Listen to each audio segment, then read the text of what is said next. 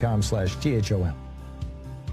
Welcome back. 9 minutes before the hour, picking up your calls here. George in Cripple Creek, Virginia. Sorry about that, George. What's up today? Hey, morning, Tommy. I agree with you. We should bring back the draft because it'll make it a lot more equitable if more people had skin in the game. You know, Tom, in 1970, I was going to be drafted. So I joke, I dodged the draft by enlisting in the U.S. Army. The recruiting sergeant told me, we'll send you out to the Army Language School in Monterey to learn Russian, and then send you over to Germany to serve out the rest of your tour. And he was right on both counts. Oh, that's great. You had a good time? The Army taught me two things. I won a sharpshooter's medal in Russian. Thank goodness I didn't ever have to use the former, but the latter got me my job with no such agency for 20-some-odd years, so you learn good skills.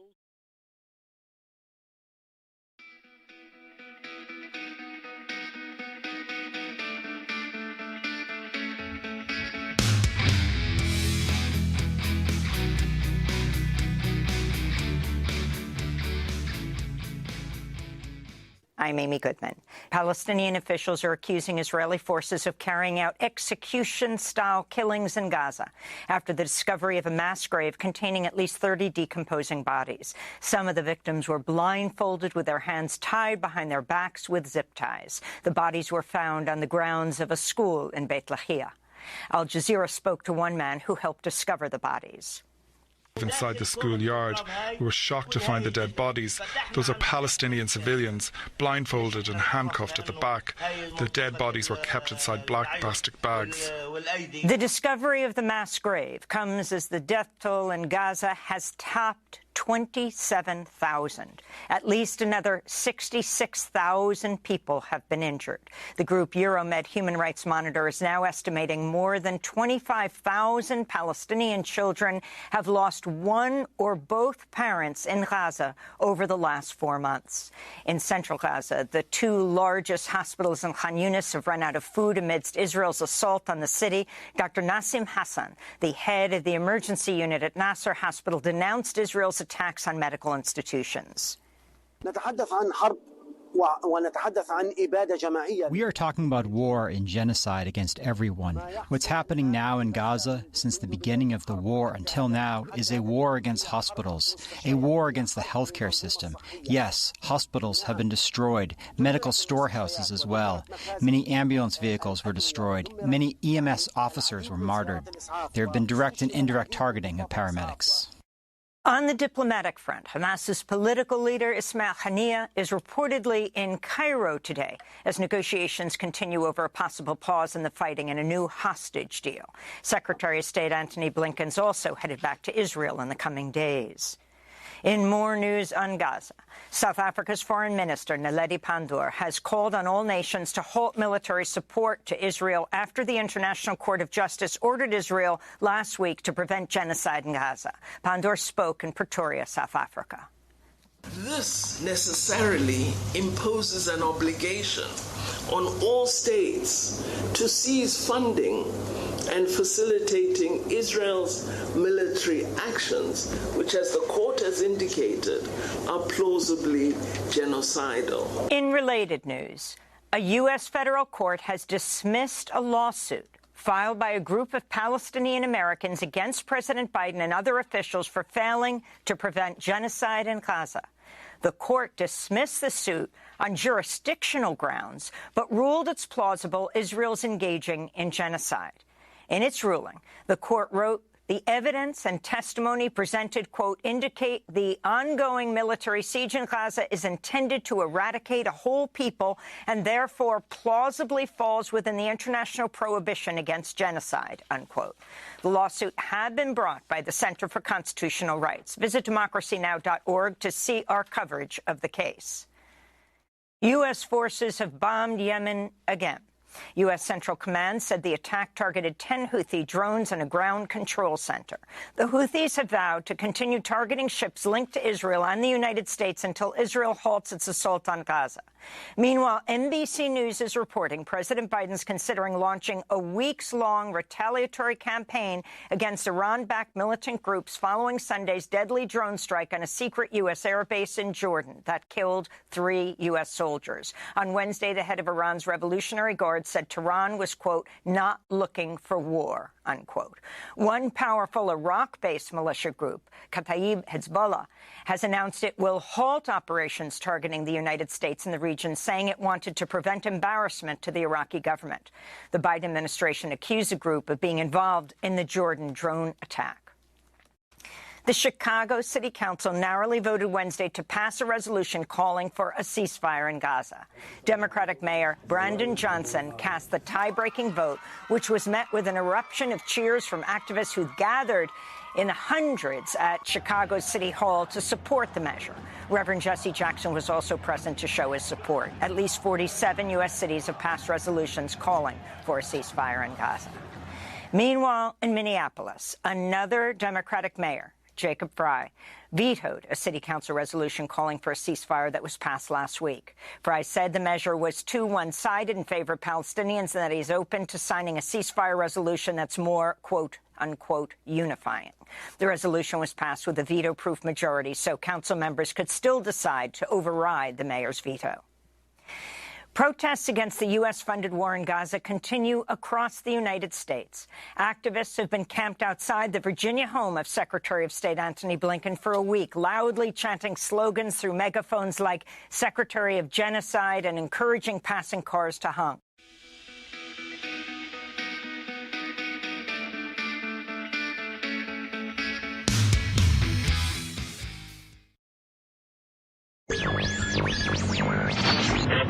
Mary had a little man.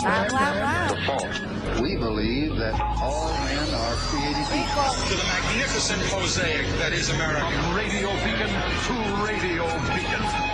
Your platform. Change has come to America. Believe me. Help is on the way. Knock, knock. Who's there? It's a figment of your imagination. Randi Rhodes Show. Turn up your mind. Hello, everybody. We're here. We're live. I'm sorry about yesterday. Dentist. 6 hours in a dental chair. Just saying. Don't feel sorry for me or anything. But guess what I got to do? I got to sit in a dentist chair, okay, with my little earbuds in there and listen to the C-SPAN. Oh, it was dreamy. Some people do nitrous. I do C-SPAN. It is my drug of choice. And guess what? Guess what we were treated to yesterday? Like I'm just going to take a random shot at the number of the hearing that this was. I'll say it was the 25th big tech hearing. I don't know. I can't count them anymore. But there have been dozens of these, dozens. And guess what? We've never gotten any meaningful legislation out of the United States Senate, the House, or signed off by a president of the United States. Okay? No. Because big tech is big donor money. You know, you see those commercials on the TV about how Mr. Farmer, God love you, Mr. Farmer. Mr. Farmer, he's on his big John Deere, and it's got all this tech on the, in the cab of the tractor. And he's saying how, this big tech has helped him, monitor his fields. And I bet it does. I bet it's fabulous. I bet it's like the best thing ever. God knows, without big tech, you're not hearing me right now, are you? No. So big tech, yeah. But it's, based on farmers' love of technology, and then it's paid for by a group. And if you look up the group at the end of the commercial that says you must protect big tech, don't let the government stop their innovation or the farmers won't have the ability to farm. Well, I wouldn't have the ability to broadcast either, and you don't see me saying that crap, right? But who is it paid for by? It's paid for by Meta under a different PAC name, okay? It's paid for by big tech. So just so you know, I listened to the whole thing yesterday. It was like 4 hours. I was in the dentist chair for 6. Yes, they think I'm a complete and total geek, but they love me. They do. Why? Because I'm having, my entire mouth reconstructed from scratch. Okay, that's why they love me. But this hearing yesterday, it was one for the record books. I swear to God. It's so interesting because there are 5 bills, just so you're aware. There are 5 bills that have been passed by the Senate Judiciary Committee, which was the host for these big tech hearings. They did their little gig. They did their job. They did their thing. They passed it out of the Senate Judiciary Committee. But that's where it is. They've never advanced this bill on the Senate floor. Mitch McConnell blocked it. They don't want to have it. They don't want to hear it. They don't want to vote for it. They don't want to be disturbed by it. They don't want to have to deal with the tough issues of what is free speech and what is not, and what is pornography online and what is not. And, whether or not you could object to something online, just object to it and be able to sue big tech. Now, here's why, for a brief moment, you can see why this is so scary, just for a brief moment. So Donald Trump has, said all throughout his presidency that he wanted to do something about Section 230. He got everybody repeating this section of the liability code with regard to technology being immune from lawsuits. And he was saying he wanted to undo it. But why did he want to undo it? He wanted to undo it. He wanted to sue himself, the tech companies, who were posting the true things about him and Russian interference, et cetera, et cetera. And he wanted, as the executive of the chief law enforcement officer, say that to anybody that says he's not an officer over and over again. He wanted to shut down, tech that promoted the truth about him or did fact checks on him. He wanted to use 230 for his own personal ambitions. And that's why it's so scary when you legislate around social media platforms, because it includes a lot of free speech. It includes a lot of opinion. It includes a lot of, disinformation and misinformation. But that's not what we're talking about here. Here, we're talking about people being bullied, harassed, people being sold illegal drugs, people being shown pornography and illegal, in any other arena, like if you got porn sent to you by mail, at least, there would be a mailbox address associated with you and whoever sent it to you, right? Not anymore. And so this is what we're talking about. We're talking about the harm that, I didn't even know this. Did you know this?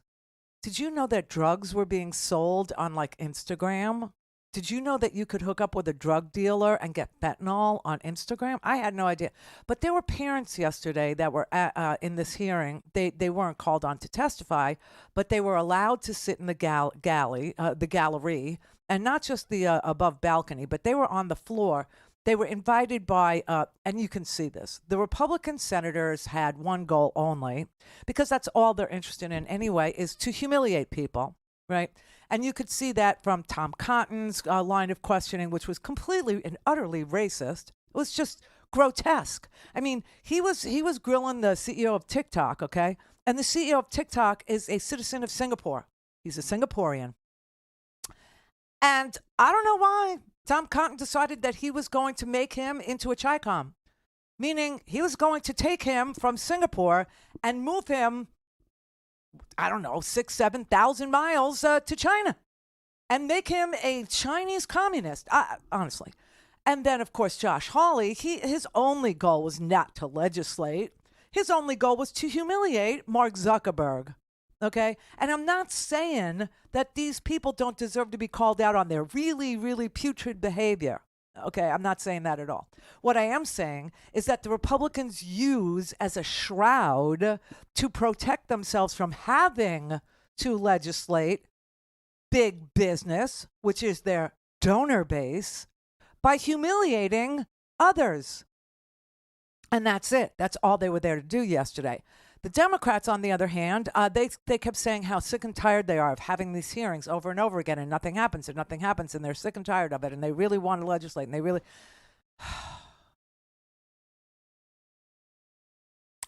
25, 26, 27 hearings in. The Judiciary Committee, they do get a pass. The Sheldon Whitehouses, the Amy Klobuchars, they do get a pass, okay, because they were able to vote out as the majority. Right? The majority in the Senate is Democratic. And when you are the majority party, you get all the chairmanships of all the committees, right? And so we have that now. And so we were able to get a piece of legislation out of the Judiciary Committee, but it isn't on the floor. And it will not be on the floor. because they don't want to take a hard vote. It's very sick. It's very sad. But here's like what this was about. Your platforms really suck at policing themselves. Against a torrent of accusations from the Senate committee about enabling sexual exploitation, election meddling, fake news, drug abuse, and child endangerment, the heads of 5 tech giants tried to push back. We very much believe that this content is disgusting. X will be active and a part of this solution. But the fury kept coming in a rare show of unity between Democrats. 1/3 of fentanyl cases investigated over 5 months had direct ties to social media. And Republicans. 37% of teenage girls between 13 and 15 were exposed to unwanted nudity in a week on Instagram. Oh my You God. knew about it. Who did you fire? Senator, this is why we're building all. Who did you fire? I'm not going to answer that. There was plenty of heat to go around as the tech bosses were scorched with claims their products promote anxiety, depression, and violence, especially among young people. Great. What could go wrong there? This went on and on for 4 hours. It was an amazing hearing. I got to say, I loved it. I actually loved it. Just for the hilarity, you know, just for the hypocrisy of it, just for the throwing their hands up and going, it's because you're so powerful. You're so powerful. We can't do anything. What? Huh. You're the United States Senate. Truly. Do something.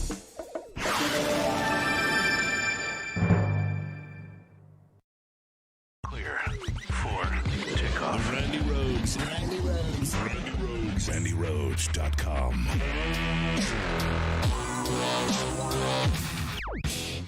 The Bob Cesca Show. Bob Cesca. We would be remiss if we didn't talk about the bipartisan immigration deal that the White House was working out with congressional Republicans, and it was actually killed by Donald Trump himself. Trump always makes things worse for Trump now, because what's going to happen is every time he brings up the border and border security, Joe Biden and the Biden campaign can come back at him with, well, why'd you kill the deal? And so Donald Trump walking into his own propeller, as we like to say here on the show. I agree with you, except I don't agree necessarily that the deal is dead. I know that Mouse Speaker Mike Johnson. Did you say Mouse Speaker? Mouse Speaker. I'm making him not House Speaker, but Mouse Speaker, Mike Johnson. Yeah. Said the deal's dead on arrival in the House. I believe that the deal is still possible in the Senate. I think there's some leverage there. What you and I definitely agree on, Bob, is either way, this is good for Biden. Mm-hmm. And this is the beauty. This is what I'm enjoying watching. First, it was the economy. First, Republicans said, oh, well, we got the Democrats now on this economy thing. Yes, sir. And then the economy got better. Yeah. And then they go, well, immigration, we got them now. Look at the crisis at the border. Oh, we got them on immigration. And now it looks like there could very well still be a bipartisan deal. In my view, it isn't dead yet. Yeah. If it dies, it will be Trump's fault. But this deal, this bipartisan deal, gives Republicans everything they've ever asked for and more. Yeah. So I feel very optimistic about this. And yeah, it definitely is a win-win no matter how it turns out. But this is an exciting and interesting moment. The Republicans will never get a better deal than he's put on the table. He's given Republicans an offer they cannot refuse. Yeah. And yet they might. Bob Cesca. It's the Bob Cesca Show. New episodes every Tuesday, Wednesday, Thursday, everywhere you get your podcasts, and at bobcescashow.com. I'm Rick Smith, and this is Labor History in 2. On this day in labor history, the year was 1937. That day marked a pivotal moment in the continuing Flint sit-down strike. The nationwide strike against GM started in Flint, Michigan in late December. By late January, UAW organizers agreed that nearby Chevy engine plant number 4 had to be shut down. It was a massive facility. It employed 4,000 workers on 2 shifts. The plant superintendent had been firing union activists. Armed guards patrolled every inch of the facility to prevent a sit-down. Union organizers knew there were company spies in their ranks. They planned the takeover by staging distracting job actions at nearby Chevy plants number 9 and then number 6. This would draw the guards away from plant number 4. And so, on this day, just as the day's shift was ending, workers sat down at Chevy plant number 9. The company guards were ready to launch an attack. They began beating and gassing the sit-downers. The Women's Emergency Brigade smashed plant windows to dissipate the gas. The diversion worked. Guards left Chevy number 4 unattended. Workers then turned off all the machines and barricaded themselves in. The plant guards tried to re-enter and were met with pistons, connector rods, and fire hoses. The Women's Emergency Brigade gathered outside the plant and locked arms. UAW organizer Joe Sayan announced, quote, "We want the whole world to understand what we are fighting for. We are fighting for freedom and life and liberty. This is our great opportunity. What if we should be defeated? What if we should be killed? We have only one life. That's all we can lose, and we might as well die like heroes than like slaves." For more information, go to laborhistoryin2.com, like us on Facebook, follow us on Twitter at laborhistoryin2. Don't give up. Don't give up. What's true? All things Randy at RandyRhodes.com. Go for launch. Speaking truth to power, The Randi Rhodes Show.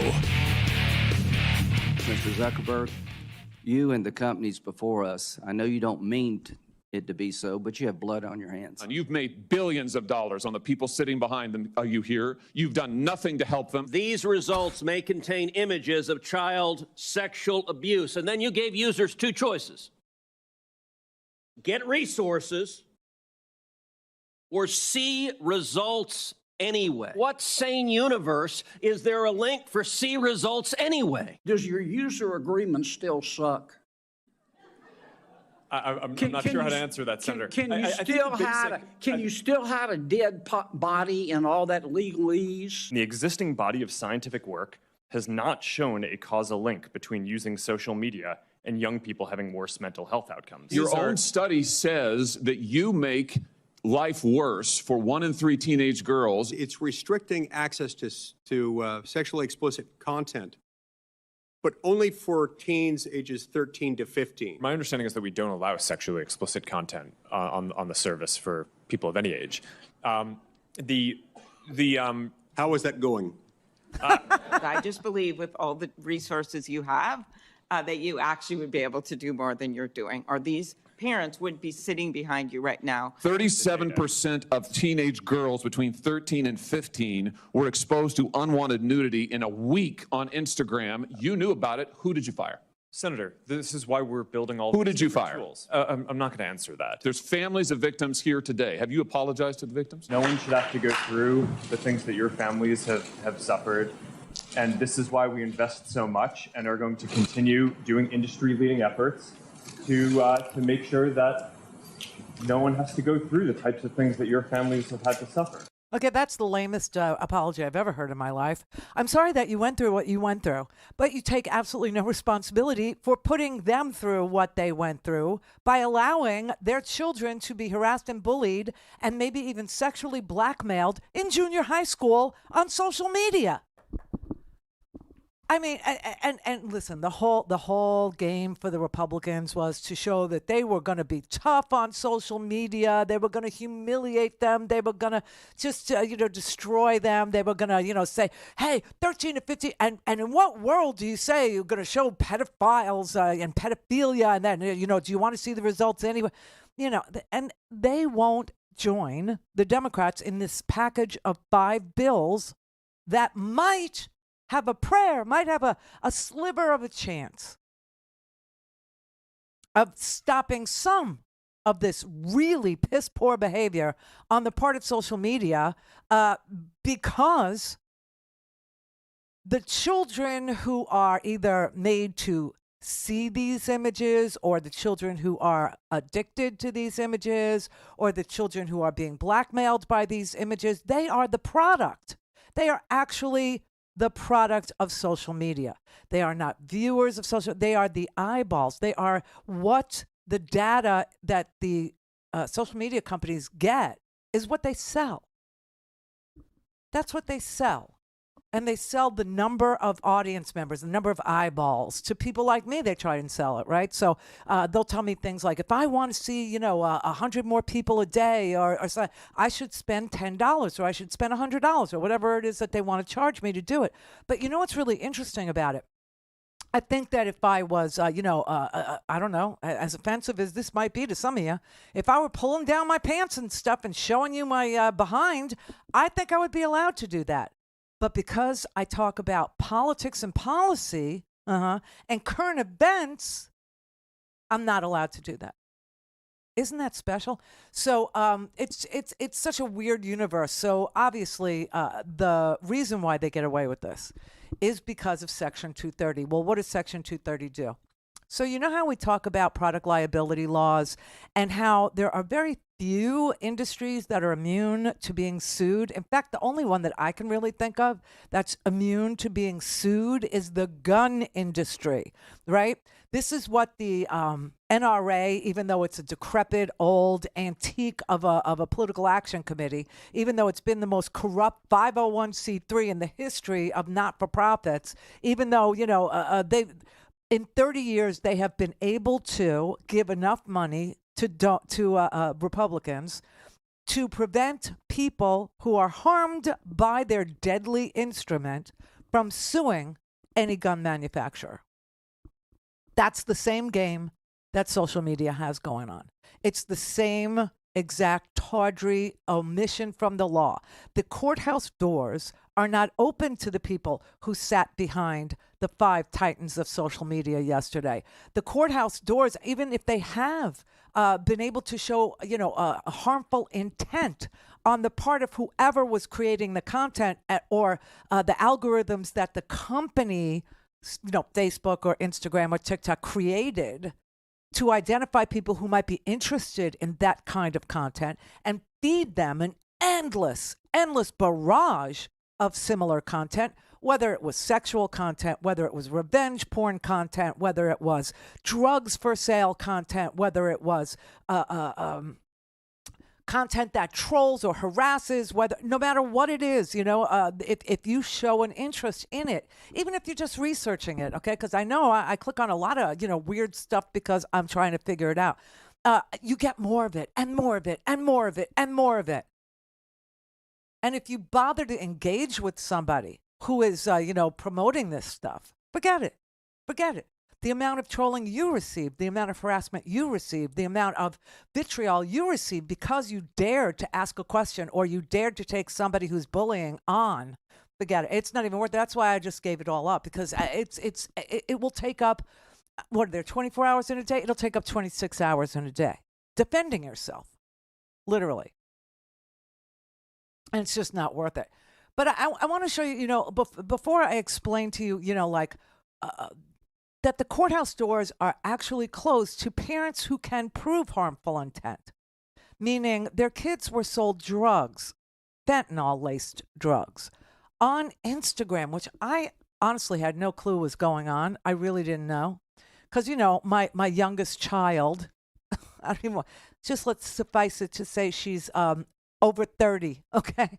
So, I don't deal with this. I don't have to cope and deal, but Taylor Swift has also been recently victimized on social media with artificial intelligence mimicking her nude and engaged in sexual acts. And it's not her.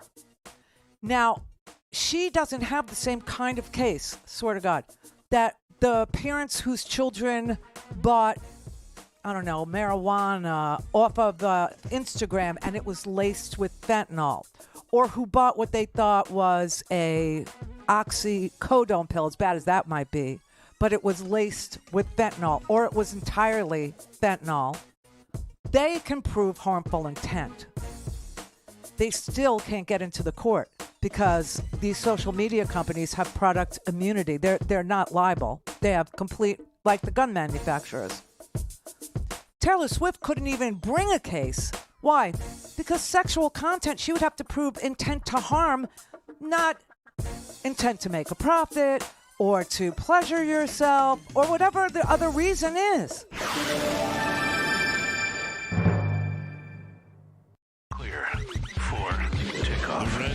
Rhodes. Randi Rhodes. Randi Rhodes. RandiRhodes.com. This is Stephanie Miller, and here's what you missed. Oi.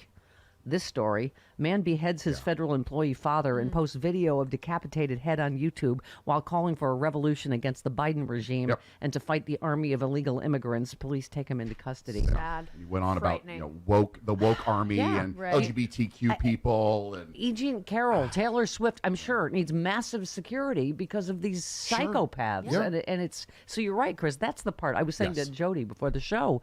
I said, while it's hilarious, it's also deeply sad. It is. I'm more Taylor saddened Swift thing. and a little bit frightened by all of this too. Me too. Yeah, I mean, is this Ramaswamy? Is he one of the ones that started it? Yeah. He's a nutcase. He suggested on Twitter that the game between the Chiefs and the 49ers was going to be rigged. So there's that. The election denialism has now bled into football. And I'm like, these people have mental issues. Seriously. So which is it, right wingers? Does Biden have to be propped up and fed by a tube, or is he this mastermind who is orchestrating all of this Taylor Swift stuff? And I love that it's like they're not a real couple. This is artificial, but first of all, they bought Tim Scott's girlfriend immediately. Yes, deeply in love. Thank Thank you. Okay, I mean, it's just the whole thing is so ridiculous. You don't even know, and JoJo from Jurors, our friend, the keeper of the facts of the Stephanie Miller Show. Yes, she is. Said Taylor Swift has won 10 Grammy Awards, a Primetime Emmy Award, 40 American Music Awards, 40 Billboard Music Awards, 23 MTV Video Music Awards. She's the female musician with the most charted songs, most top 40 songs, most top 20 songs, most top 10 songs, most top 5 songs, and most #1 debuts. Her Eras Tour was the highest grossing tour of all time. Yeah. She is worth $1.1 billion, and she's dating Travis Kelce. All of that, and somehow MAGA believes she gives up what they think. Right. Hear all this and more on the next Stephanie Miller Show. What was the cause of the United States Civil War?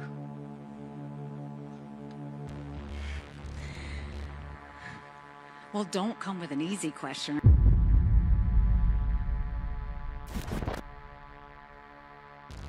I mean, I think the cause of the Civil War was basically how government was going to run, the freedoms and what people could and couldn't do. I say it's freedom of many things. When people proudly had their Confederate flags, they're not talking about racism. They love their flag. It represents the South. I knew half of South Carolinians saw the Confederate flag as heritage and tradition. What do you want me to say about slavery? Next question.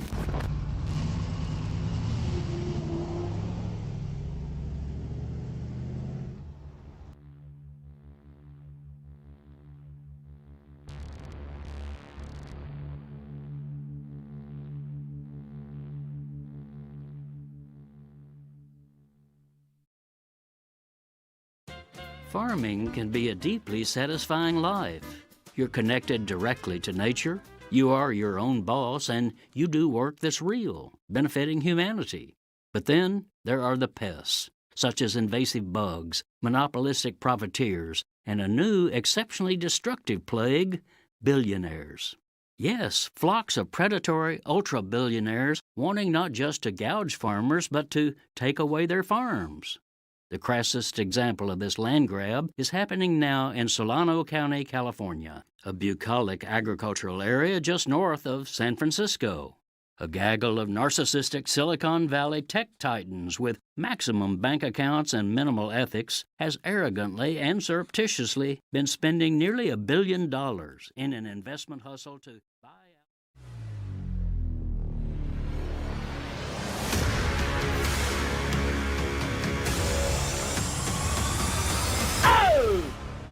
Call in, connect. To speak to Randi, call 561-270-3844. 561-270-3844. Mr. Zuckerberg, you and the companies before us, I know you don't mean it to be so, but you have blood on your hands.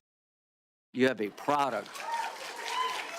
You have a product that's killing people. When we had cigarettes killing people, we did some about it, maybe not enough. You didn't You're do going to anything. talk about guns, we have the ATF. What? Nothing here. There's not a damn thing anybody can do about it. You can't be sued. Now, Senator Blumenthal and Blackburn, who've been like the dynamic duo here, have found emails from your company where they warned you about this stuff, and you decided not to hire 45 people that could do a better job of policing this. So the bottom line is you can't be sued. You should be. And these emails would be great for punitive damages. But the courtroom's closed to every American abused by all the companies in front of me. Of all the people in America we could give blanket liability protection to, this would be the last group I would pick. Get out of here. It is now time to repeal Section 230. This committee is made up of the ideologically most different people you could find. We've come together through your leadership, Mr. Chairman, to pass 5 bills to deal with the problem of exploitation of children. They have done that, but the reason why Lindsey Graham is, getting applause for saying we need to repeal 230, it really doesn't have anything to do with protecting your children. It has to do with protecting Donald Trump from bad, PR. So, because that's all Donald Trump wants. He wants access to, sue and put out of business any social media company that A, competes with Truth Social, which would be, everybody, and B, that trashes him or says something true about him that he doesn't like. Okay, there is no question that that will be abused. And so the way that you repeal 230 or the way that you amend 230 has to be very cautiously and carefully done. But the idea, see, and he's being disingenuous because if you listen to the opening, salvo there, where he says, okay, so you have a product that's killing people, like cigarettes. And when cigarettes were killing people, we did something about it. Really? I grew up watching doctors in white lab coats who were really actors telling me that 3 out of 4 doctors recommended Winston. That successful women have come a long way, baby, to get where they got to today. So they need a cigarette that's, a silly millimeter longer. Oh, my God. What are they talking about? Having lived there while I was living with an active lobbyist, I can't tell you how many tobacco parties I went to. I can't tell you how many Altria parties are thrown every minute of every day in Washington to protect the cigarette industry. So I don't even know what he's talking about, honestly. And then when he talks about guns, gun manufacturers have complete immunity from any product liability lawsuit. And you go, oh, well, at least we have the ATF. What are you talking about? So this is how you know the disingenuous posture in which he's approaching the issue is real. And not to believe anything that comes out of that pie hole because it's all on behalf of the orange pie hole. They want to do something with product liability on the internet. They want to give Donald Trump the ability to shut them down. Now, the stuff we're talking about here now today in this instance has nothing to do with free speech. It has nothing to do with factual articles or fact checking or any of those things. This hearing yesterday had to do with the exploitation of children, which Republicans say they see pedophiles under every rock, every nook and cranny of your life, okay? And it also has to do with posting really heinous crap, really murderous, ugly, disgusting, insanely perverted crap. And I'm not talking sex, okay? I'm going to play you a little report. Now, see, this is another thing. So yesterday I was multitasking in the chair, and honestly, so I'm listening to this hearing about, trying to do something to rein in the harassment and the bullying and the revenge porn. And okay, it's unbelievable. There were parents of children who literally committed suicide because of situational bullying that was so intense that, and I don't even know how you would recover from this. One of the families that were there, their daughter was so bullied by people who found and exploited some nude pictures that she had taken and sent to a boyfriend that apparently broke up with her. And he gave these, And they exploited it to such a degree with her that they said unless she did stuff to them, sexual stuff with them, that they would post these pictures that her ex-boyfriend had provided them. The girl killed herself. Now, I mean, how do you even recover from that kind of pressure at 13 or 14 or 15 or 16? Okay, these are very tender years in your life. You don't have adult parenting and coping skills. Okay, you just don't. But you do have, and it doesn't even matter if what you're looking at is real. It doesn't matter if it's AI now, right? You still have shame. You're still out of control. You still are subject to this harassment. I mean, so this is what we were talking about yesterday, okay? And also this, okay? So I saw this come across my notifications, my news, I get news alerts. This story, and I just saw it briefly mentioned, and when I saw it, I had to speak up, and it was very hard because I had a lot of hands in my, a lot of things going on. But I just couldn't believe this story. It was a little after 7 p.m. last night when Michael Moan's wife came home to find him deceased, and it was shortly after that or around that time the police began to discover a YouTube video from their son, who's Justin Moan, is the individual who has been charged here. He's been charged with first-degree murder. He's received no bail. He's being held, and he's in custody with police, as well as mutilation of a corpse, and that's tied to the very way that the YouTube video begins, which he says, "This is the head of Mike Moan, a federal employee over 20 years, and my father. He is now in hell for eternity as a traitor to his country." And from there, he goes on a 14-minute, 34-second rant against the government, against the Biden administration, and he called for the death of all federal employees, and he also put out information in the address of a judge who had ruled against him in a civil suit. So, I don't know what to call him. He was 32 years old, okay? His name is Justin Moan. 32 years old, killed his dad because he said he was the head of a militia and his dad worked for the federal government and he's a traitor to his nation. But not only did he kill his father, he beheaded his father, put his father's head in a plastic bag, then took the head and put it in a cooking pot, and then went on a 14-minute rant about his militia activities and showed his father's head. And it was on YouTube until the police said, take it down.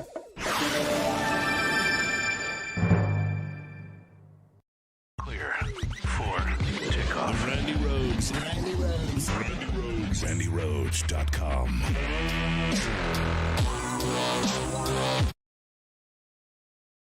Decades of leadership, a lifetime of experience, and rock-solid determination to rebuild America. Joe Biden's plan for America's economic comeback is working. The highest job growth in the world. Inflation coming down faster than any other major nation. The prices families pay for everything from gas to groceries falling fast. Hope and optimism coming back. His tireless work to build a stronger America means we're respected again. And a respected America is a safer America. Joe Biden's years have taught him leadership, wisdom, toughness, how to ignore the noise and focus on the people. He's a president for every American, making the hard decisions with compassion, heart, and respect. That's Joe Biden, America's president.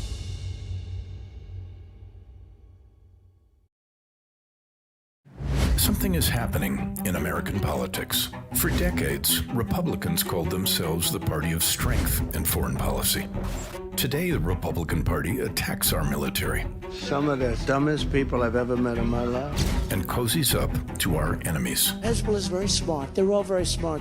Republican senators are blocking key military appointments, making America less safe. This sweeping hold is undermining America's military readiness. Republicans are helping Vladimir Putin by calling for the end of military aid to the brave Ukrainians. Under Republican, not another penny will go to Ukraine. Today, President Joe Biden is the voice of a strong America. Let there be no doubt. The United States has Israel's back. This is an American president. We cannot and will not let terrorists like Hamas, tyrants like Putin win. President Joe Biden, America's president.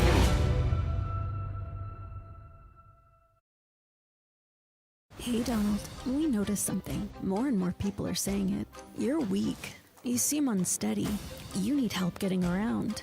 And wow. An anomalous, really an anomalous country, and you deserve. Are you sure you don't have dementia? It runs in the family. Have you had a real doctor check you out? You keep confusing things. And we did with Obama. We won an election. Getting the facts wrong. We just left pleasure for paradise. People laugh about it, about you, even your own people behind your back. You're winning the primary, but losing your power, your strength, your manhood. Face it, Donald, you're just projecting when you call Joe Biden old. He's stronger than you, fitter than you, smarter than you, a better man and a better president. Anyone can see it.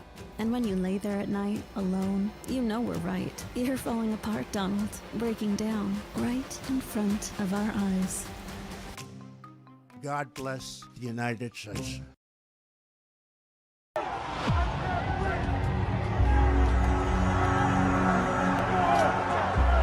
He says, you're not going to be a dictator, are you?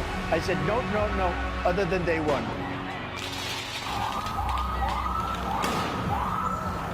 I'd like to punch him in the face, I'll tell you. You can do anything. Grab him by the pussy. He's not a war hero. I could stand in the middle of Fifth Avenue and shoot somebody, and I wouldn't lose any voting. Very fine people, on both sides. I don't know what I said. I don't remember. I am your retribution. I am your retribution.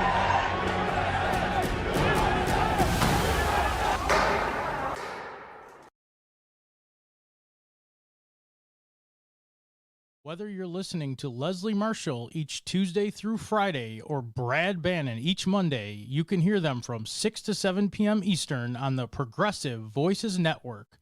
Here's a sample of what you'll hear. Scott Paul, he's president of the Alliance for American Manufacturing. While it may have been not a great year for manufacturing jobs, it was a boom year for the construction of new manufacturing facilities, factories, happening all over the country. And, in clean energy, like solar, in new automobiles, like EVs, battery factories, in semiconductors, and related to infrastructure spending. And so all of this is happening in every state around the country. And those jobs right now, they're construction jobs, right? Because they're building the factories, but once they go online, they're all going to be hiring. And there will be, some attrition, like there won't be as many internal combustion. Don't give up. Don't give up. What's true? This is the Randi Rhodes Show. To speak with Randi, dial 561-270-3844. That's 561-270-3844. So a 32-year-old man yesterday was accused of killing his father, but not just killing his father, which would be disgusting enough. He killed his father and then beheaded his father and then took his father's head and put it in a pot and then showed the whole thing, stood there with his dad's head first in a plastic bag and then put it in a pot and did a 14-minute YouTube video saying he was a militia leader, Moan's Militia. This was his call to arms for American patriots. I only know this because it's cited in the police complaint. He's wearing gloves. He's holding his father's head in a plastic bag. And then you can see the head. And then there's a later in the video, because the thing goes on and on. His father's head is in a cooking pot. And he says that his dad was a federal employee. Turns out his father worked for the Army Corps of Engineers for 20 years, okay? He said his father is a traitor because he worked for the United States government. He goes on a rant against the LGBT community, against Joe Biden, against Black Lives Matter. You guessed it, Antifa, okay? And YouTube doesn't remove the video until the police come into the crime scene and see the video on YouTube. But God help me if I play one note of Heart or one note of a Kansas record from 50 years ago. Swear to God. I mean, they will flag me so fast. They will take down this show. They will stop monetizing the show. Their algorithms kick into high freaking gear, man. They will identify the perpetrator, which is me, and make my life impossible. Okay. And then if I want to dispute it, I hope you have another 27, 28 hours. Right. And so you just forfeit any money that you might have been making because their algorithm said so. And then now you're fighting with an algorithm. So yesterday, when there was a real opportunity to talk about this and to ask companies, will they make their algorithms public? Will they actually force people to have some sort, it doesn't have to be public that I can access, but to have some sort of a mailbox that's associated with you, so that if you're posting porn or you're posting, death videos, you're posting faces of death or manifestos or anti-government crap where you're telling people who are like-minded to join you in your violent crusade against the U.S. government, that the algorithm works just as quickly as it does against me if I play 2 notes of Michael Jackson. I mean, it's so doable. And I know this because I'm the victim of the algorithm. And then the people that are doing the really bad thing, there's no algorithm to ID them, because that would be an encroachment on their free speech, or that would be an encroachment on their privacy rights. I mean, it's so bizarre. So bizarre. So this kid was able to do this, post this, and it stayed up until the police said, you got a problem, YouTube. Could you please say, oh, yeah, what's your badge number? And do you have a warrant? I could just imagine what that phone call was like, if there was a phone call, or did they have to do it by email? Or do police organizations have a secret phone number that I would love to have? Ooh. Yeah, I'm telling you, it's an amazing thing to go up against an algorithm. We used to be able to make, this is why I said I wanted to pull my show off of YouTube a million times. I still do. The only reason why I don't is because there's a chat room there with about, 2,000 people every day. They like going there. They like, they formed a community. We love you, chat room. Right. And but you should actually contribute. It's February 1st. You should do like $10, $25, $50, $100 because I make that place available to you. And by the way, I don't make any money anymore on YouTube. We used to make, I'll say $1,500 a month, which was good. Now we make like nothing because the algorithm, you can't monetize the algorithm. You played music, the algorithm. You can edit out this music. Who has time to do all this? Okay, not me. So, anyway, just saying, but you could post a decapitated father on the YouTube and a 14-minute rant asking people to join your violent militia and overthrow the U.S. government. And it isn't until the police, I guess, have their special email or their special phone number or their special text messaging that they can actually notify YouTube or somebody there, take down this freaking violent video. Okay? Otherwise, you're SOL, baby. Really, you're on your own. And so what did Tom Cotton use his time to do?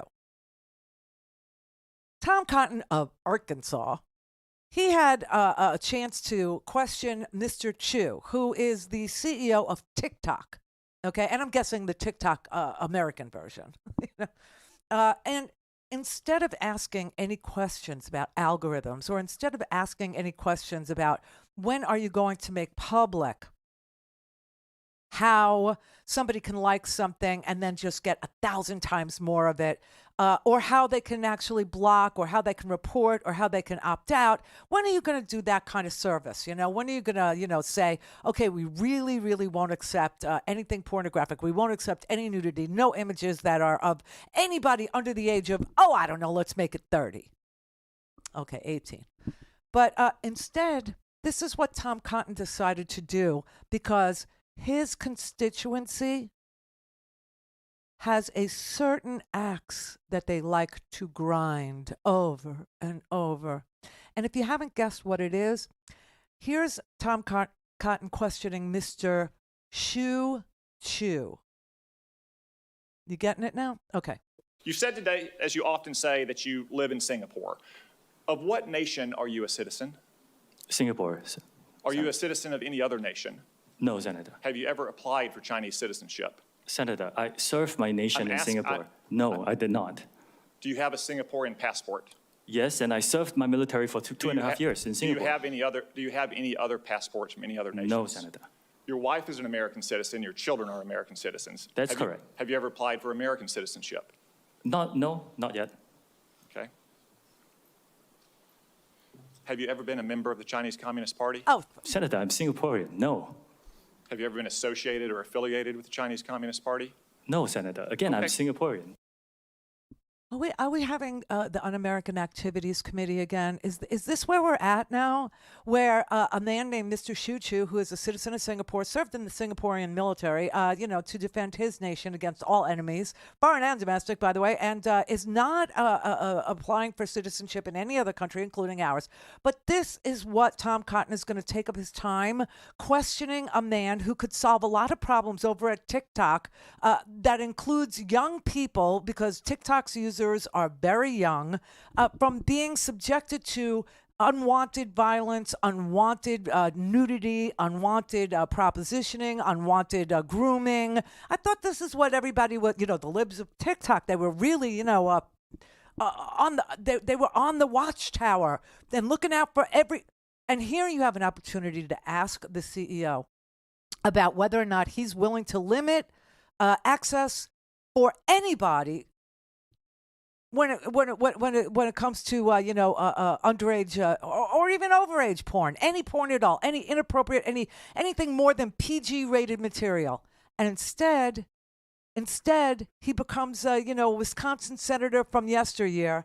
And starts the McCarthy hearings all over again. Are you now or have you ever been a member of the Chi-Com Party? Have you now or have you ever been a member of the Communist Party? I mean, honestly, how does anybody take any of these people seriously when you are out there? And I don't care what party you're a part of at this point. You are out there wondering how to protect your children. You are out there. And, it's so interesting because what we know is that when parental controls, like Facebook said, well, we spend so much money and we give parents parental control. Tell me now, honestly, you don't even have to tell me. Tell yourself. Answer this question for your own damn self, okay? If you had parental controls over your grandchild, because I know how old our audience is, okay, for more or less. So we're talking about your grandchildren, I'm guessing at this point. And if you had parental control over what they can see on their laptop or what they can see on their phone, or even if they have whatever it is, and you have parental controls, would you know what to do? Would you? Where would you begin? What would you do? Do you think that you could just put in somewhere, someplace, on any platform like a Facebook or a Twitter or an Instagram or a TikTok or a Snapchat or any? Do you think that there's a place where you could say, please do not expose this phone to violence, or this phone to bullying, or this phone to harassment, or this phone to revenge? No, because there isn't. There really isn't. And I'm telling you right now, nobody would know what to do. Parents who legitimately want to know what to do and need to know what to do, they still don't know what to do. It's like parental control on the TV. Hardly anybody used it because nobody knew what to do.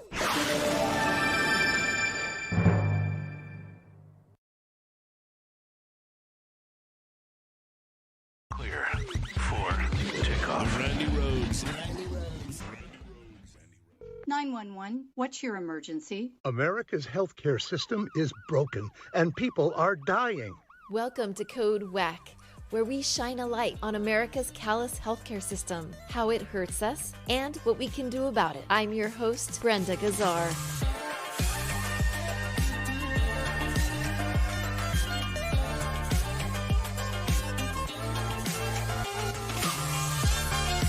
This time on Code Whack. More than 3,000 people died of drug overdoses in Los Angeles County alone in 2022. And last October, Hollywood actor Matthew Perry of Friends fame became one of the latest overdose victims when he accidentally died of acute effects of ketamine at his Los Angeles home. Perry's story reminds us that no one is immune to drug overdoses. But who is most vulnerable in LA County, and what can be done about it? To find out, we spoke to Nyabingi Kuti, director of the LA Harm Reduction Network, which aims to expand and enhance access to substance use disorder treatment for LA County and especially Skid Row. So you've said in the past that Black residents on Skid Row are facing a humanitarian crisis related to substance use disorder. What are you seeing and hearing from these residents? Well, what I'm hearing is a lack of residential beds there and the issue of quality of treatment that I mentioned. Many people that have died from overdoses have been in treatment multiple times. You know, if you listen to people like Perry and other celebrities that have overdosed and died, they've been in treatment before. And sometimes over 10 times. So that makes you wonder, well, why isn't treatment working? Get the full Code Wax story on progressivevoices.com and on the PV app. Catch all our episodes by subscribing to Code Whack wherever you find your podcasts. This podcast is powered by Heal California, a nonprofit that uplifts the voices of those fighting for healthcare reform around the country. Until next time, stay healthy. Now, the top of the hour on the Progressive Voices channel on TuneIn presents the Green News Report. Aramco, the largest oil company in the world, will cut its planned maximum sustainable oil production capacity. Saudi Arabia ditches plans to expand oil production. Millions of Americans at risk of dangerous chemical train derailments, new study finds. Plus, and the new rules are all about saving money. Biden Energy Department issues new efficiency rules for gas stoves. All of those new rules and more straight ahead from BradBlog.com. I'm Brad Friedman. And I'm Desi Doyen. Stand by for 6 minutes of independent green news, politics, analysis, and snarky comment. Joe Biden's climate change agenda now targeting your kitchen. Biden's coming for your gas stove. A ban on your gas stove. Ban gas-powered stoves. The White House is now attempting to ban all gas ovens. Turns out, not so much. Thanks anyway, Fox News. This is your Green News Report. Okay, Desi Doyen, I'm very disappointed that Joe Biden isn't coming over to haul my old stove away. By himself. Exactly.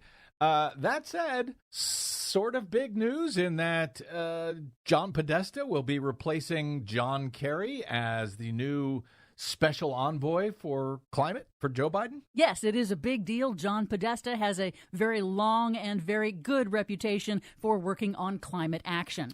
Well, that's good. What else you got for us today? Well, first, big news for global oil markets. Saudi Arabia has ordered its state-owned oil company, Aramco, one of the biggest petroleum producers in the world, to ditch plans to increase production and instead maintain cuts that it instituted last year to boost global oil prices. Well, knock me over with a feather in an election year. Go figure. The lack of an explanation for the surprise reversal has fueled speculation that it is potentially a sign that the Saudi kingdom has grown more pessimistic about the outlook for oil demand worldwide as the global transition toward decarbonization progresses, undermining long-term investment in fossil fuel projects.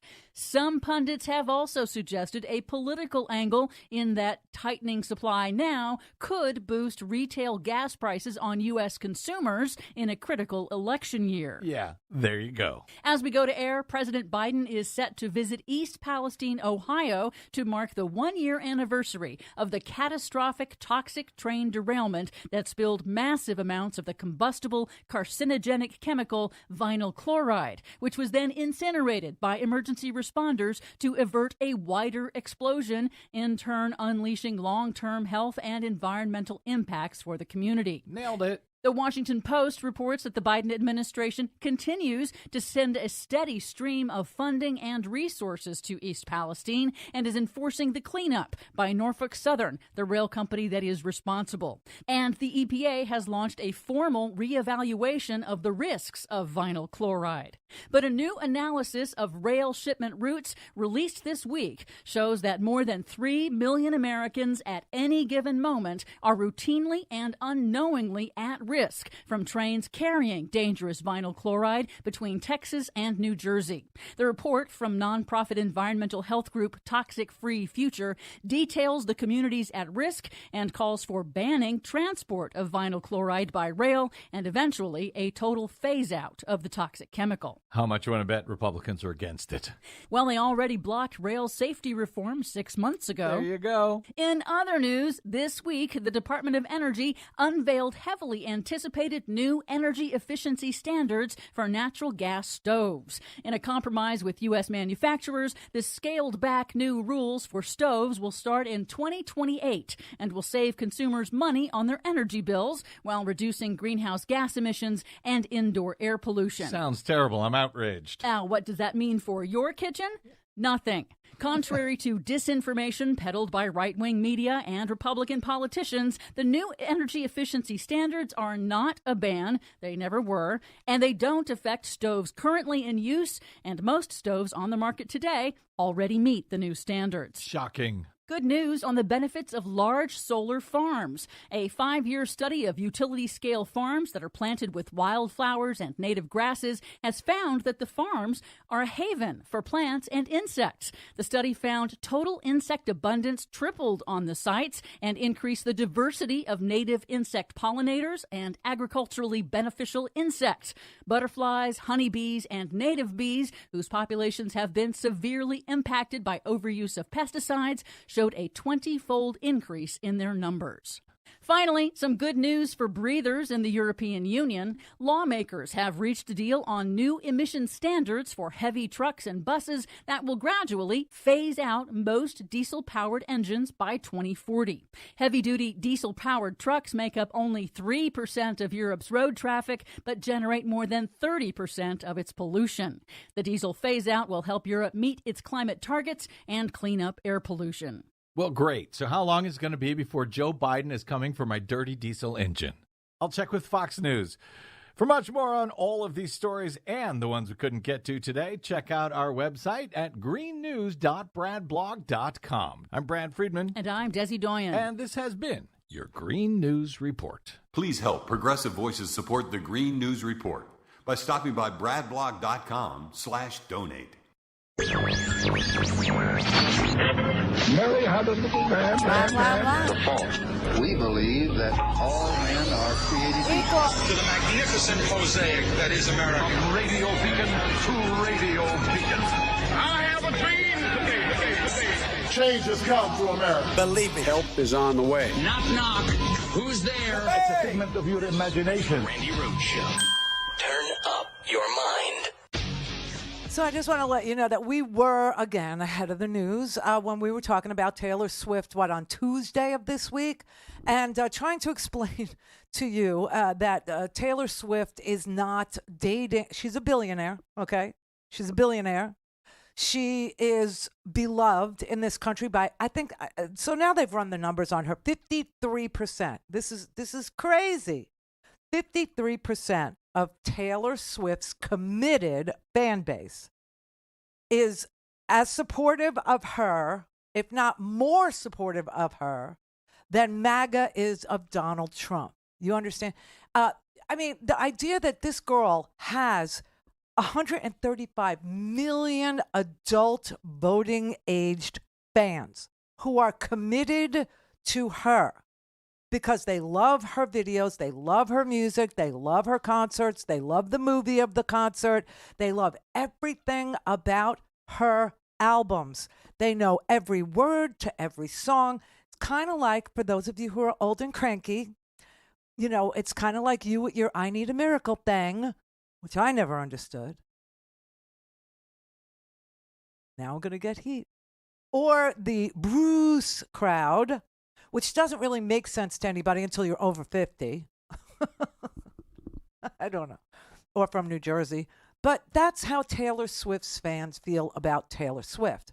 And the interesting portion of Taylor Swift is not that she's dating Travis Kelce, who happens to be in the Super Bowl, because he's a professional, really good NFL player.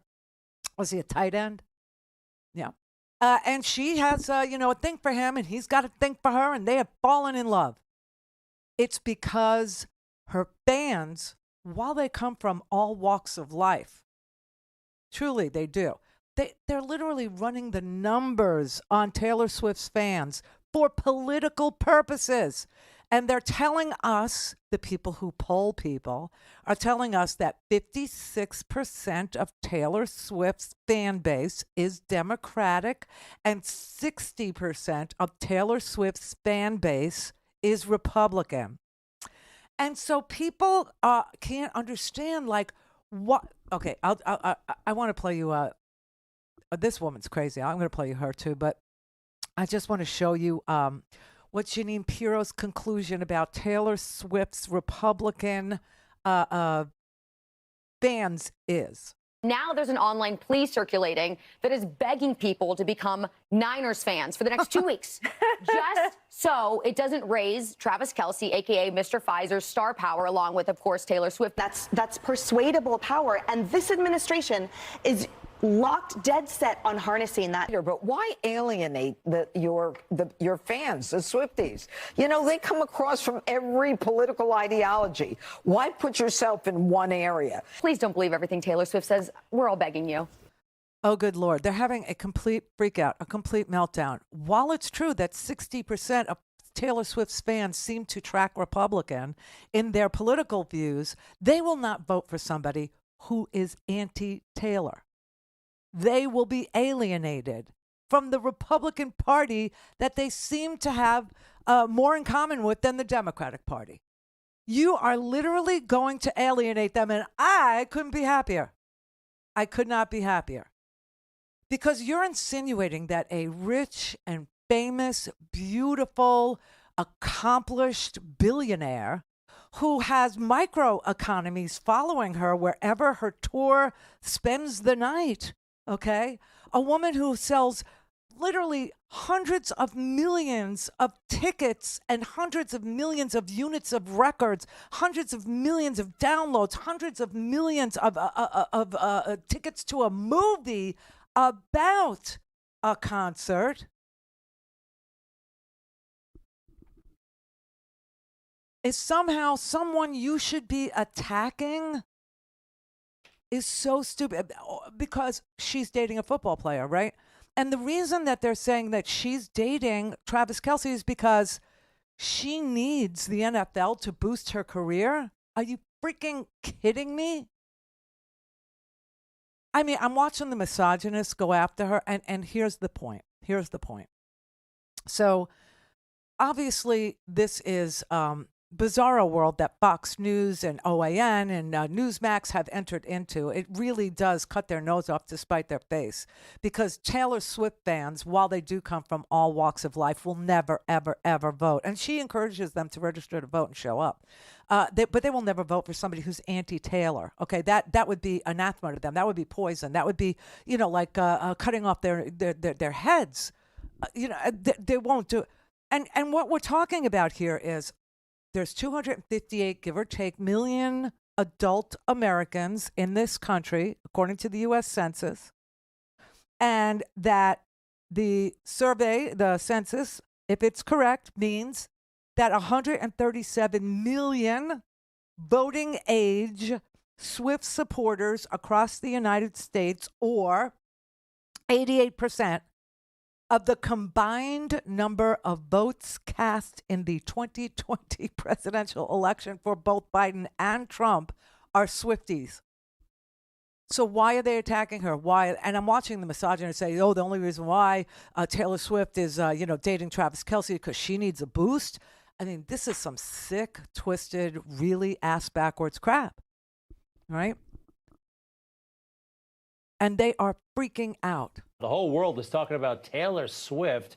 I like Taylor Swift. I like the song called Style. I like the song where she's complaining about her boyfriend who lied to her. I like the song where she complains about the boyfriend who dumped her. I like the song about the girlfriend who let her down on the big night. She was expecting all the support at the party. I kind of have a problem, though, with the hardcore Taylor Swift fans. They are totally over the top, worshiping this woman. Have you seen any of the pictures? of her in concert. I wouldn't go myself. I don't do that kind of thing anymore. But I think what they call it is they're elevating her to an idol, idolatry. This is a little bit what idolatry, I think, looks like, and you're not supposed to do that. In fact, if you look it up in the Bible, it's a sin. So I don't like that. It's called American Idol. Okay. I just really. Well, if anybody would know about idolatry, it'd be Newsmax. How ironic. Oh, with Trump worship? I mean, are you kidding me? I know. How do you not?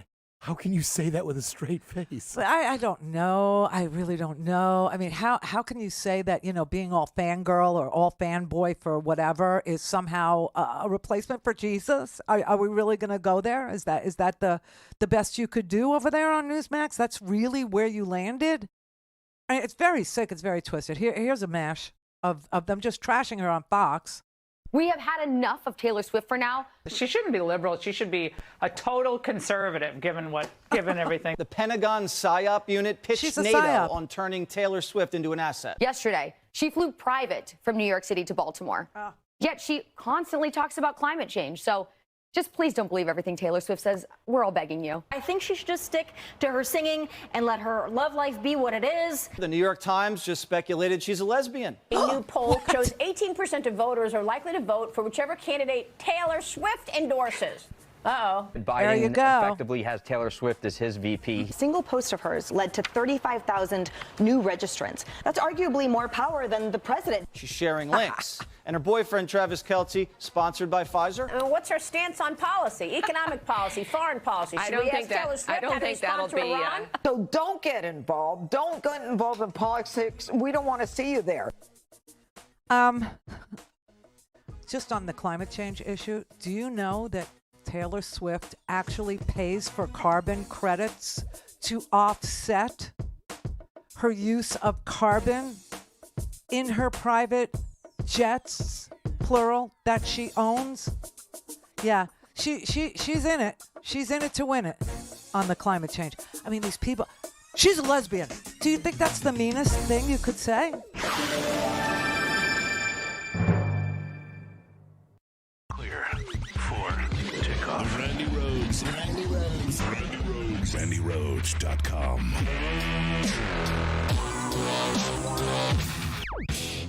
The Bob Cesca Show. Bob Cesca. We would be remiss if we didn't talk about the bipartisan immigration deal that the White House was working out with congressional Republicans, and it was actually killed by Donald Trump himself. Trump always makes things worse for Trump now, because what's going to happen is every time he brings up the border and border security, Joe Biden and the Biden campaign can come back at him with, well, why'd you kill the deal? And so Donald Trump walking into his own propeller, as we like to say here on the show. I agree with you, except I don't agree necessarily that the deal is dead. I know that Mouse Speaker Mike Johnson. Did you say Mouse Speaker? Mouse Speaker. I'm making him not House Speaker, but Mouse Speaker, Mike Johnson. Yeah. Said the deal's dead on arrival in the House. I believe that the deal is still possible in the Senate. I think there's some leverage there. What you and I definitely agree on, Bob, is either way, this is good for Biden. Mm-hmm. And this is the beauty. This is what I'm enjoying watching. First, it was the economy. First, Republicans said, oh, well, we got the Democrats now on this economy thing. Yes, sir. And then the economy got better. Yeah. And then they go, well, immigration, we got them now. Look at the crisis at the border. Oh, we got them on immigration. And now it looks like there could very well still be a bipartisan deal. In my view, it isn't dead yet. Yeah. If it dies, it will be Trump's fault. But this deal, this bipartisan deal, gives Republicans everything they've ever asked for and more. Yeah. So I feel very optimistic about this. And yeah, it definitely is a win-win no matter how it turns out. But this is an exciting and interesting moment. The Republicans will never get a better deal than he's put on the table. He's given Republicans an offer they cannot refuse. Yeah. And yet they might. Bob Cesca. It's the Bob Cesca Show. New episodes every Tuesday, Wednesday, Thursday, everywhere you get your podcasts, and at bobcescashow.com. I'm Rick Smith, and this is Labor History in 2. On this day in labor history, the year was 1937. That day marked a pivotal moment in the continuing Flint sit-down strike. The nationwide strike against GM started in Flint, Michigan in late December. By late January, UAW organizers agreed that nearby Chevy engine plant number 4 had to be shut down. It was a massive facility. It employed 4,000 workers on 2 shifts. The plant superintendent had been firing union activists. Armed guards patrolled every inch of the facility to prevent a sit-down. Union organizers knew there were company spies in their ranks. They planned the takeover by staging distracting job actions at nearby Chevy plants number 9 and then number 6. This would draw the guards away from plant number 4. And so, on this day, just as the day's shift was ending, workers sat down at Chevy plant number 9. The company guards were ready to launch an attack. They began beating and gassing the sit-downers. The Women's Emergency Brigade smashed plant windows to dissipate the gas. The diversion worked. Guards left Chevy number 4 unattended. Workers then turned off all the machines and barricaded themselves in. The plant guards tried to re-enter and were met with pistons, connector rods, and fire hoses. The Women's Emergency Brigade gathered outside the plant and locked arms. UAW organizer Joe Sayan announced, quote, "We want the whole world to understand what we are fighting for. We are fighting for freedom and life and liberty. This is our great opportunity. What if we should be defeated? What if we should be killed? We have only one life. That's all we can lose, and we might as well die like heroes than like slaves." For more information, go to laborhistoryin2.com, like us on Facebook, follow us on Twitter at laborhistoryin2. So is it right?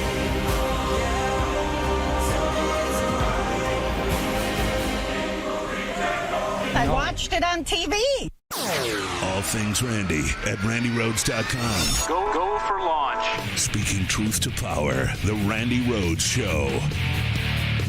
I want to show you serious crazy, okay? Like really serious. And this girl is way too young to be this mean, okay? Really, truly. She's on OAN. Her name is Allison. Here's her angle. It's like, you know, Lala Ingram calls it the Ingram angles. I mean, the stealing from each other is just so amazing. I guess somebody stole Jeanine Pirro's makeup artist. I don't know. But watch this. This girl is so intent on being the meanest mean girl ever. America's pop star celebrity sweetheart joins forces with the top dog in the NFL, playing for the team that's going to the Super Bowl. I mean, let's be real here. This is bread and circuses on steroids. Major League Sports, in and of itself, is nothing but a psyop. Get kids plugged into the cycle of going to public indoctrination camps, playing sports for their school, and going to games. Many end up devoting their entire childhood to competing in various sports, only to be cut from the team, at which point they become brainwashed into supporting professional teams because they know their dreams of becoming a pro athlete will probably never happen. So then they become obsessed with some grown man who gets paid millions of dollars every year to throw a ball around while promoting poison death shots and child slave labor through various brand deals and endorsements. So sad. Imagine being so brainwashed by sports you actually show up to your team stadium to shovel snow for free so you can watch a bunch of grown men who are overpaid tackle each other. Seriously though, trudging through 3 feet of snow amid a massive blizzard just to watch a game? Yeah, sorry, you couldn't pay me to do that. Just imagine for a moment if people were as dedicated to Jesus as they are professional sports. I think the country might look pretty different if that were the case. She has a bright future on OAN in front of her. She really does. Did you hear her summation there? So what she's saying is that team sports in elementary school, junior high, high school football, high school sports of any kind, swimming teams, whatever it is, you know, gymnastics, is a psyop. It's all a psyop. And that as soon as you, I don't know, age out or your talent has taken you as far as you can go and maybe you get to college football or whatever, then all of a sudden you're brainwashed. You're now brainwashed into supporting pro athletes because your dreams will never happen. I gotta be honest, she kind of bullseyed me on that one. Oh, God. I played high school football, basketball, ran track, too short, didn't make it. Now I live vicariously through my favorite Chicago Bears. Okay, and you know what I'm watching? Me. I'm watching the national skating championship. Okay, I'm watching the nationals, the women's national, because I used to ice skate when I was, from 5 to about high school, and I had all the grace of a Mack truck. Technically, not bad. But would never make it. And so now I'm apparently brainwashed into watching, young 15-year-old girls pursue their dreams. It doesn't have to be so nefarious. She I makes know. it sound so vile. I was like, and then to invoke, she's a mean girl. she invoked the Bible there at the end, saying that all of these team sports, which build character and it shows you how to lose, it shows you how to win gracefully, it shows you how to be part of a collective, it shows you how to be part of a group effort, it shows you how to be part of a team, how to root for your teammates when you, maybe wash out, they do well, and to be happy for them. All of that is a psyop, but Jesus and the Bible is not. And she's angry about it. I mean, the girl is livid. Actually, it's a fake act, but, this is how far they've gone to trash Taylor Swift. Now, here's why it's important.